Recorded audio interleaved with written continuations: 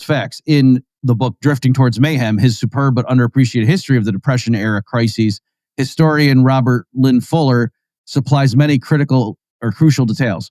Perhaps the most striking of these is that hysteria didn't take hold of bank depositors until after state governments everywhere began shutting down or limiting withdrawals from banks.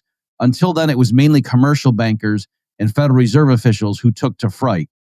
And so that, I like that because you're right. The conventional, I think most people, if they had any view at all, would say, oh yeah, people were just worried that they weren't going to get their money and they were all running. And then thank goodness FDR finally came in and just shut the whole thing down to quell that. And as you're pointing out, no, there was a lot of intermediate steps leading up to that. That's right. Yeah, the standard view, the myth, it's very prevalent. And by the way, that informs the model of banking panics that for which Doug Diamond and Phil Dybvig won the Nobel Prize is all based on this mythical view that consumers or bank depositors just panic and run on perfectly sound banks for no good reason.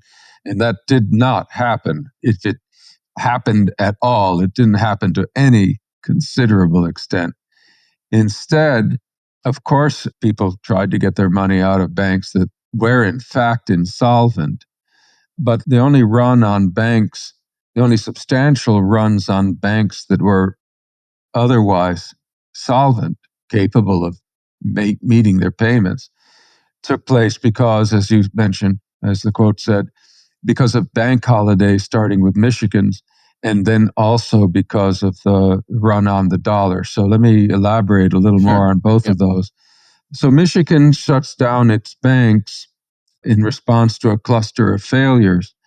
That solves Michigan's bank problem, at least. But what happens is people in other states start thinking that their state governments are going to shut down their state banking system. And of course, if you think the whole banking system is going to shut down, you take your money out because a bank holiday means you can't use the money in your deposit. The deposits are not clearing, not transferring. So you rush to get your money out just in case.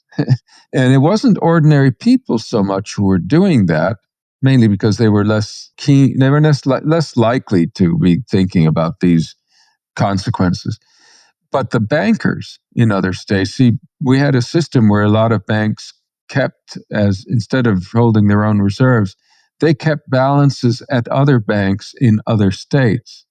So if they thought that a state might declare a bank holiday where they were keeping a lot of correspondent balances, they were going to grab them.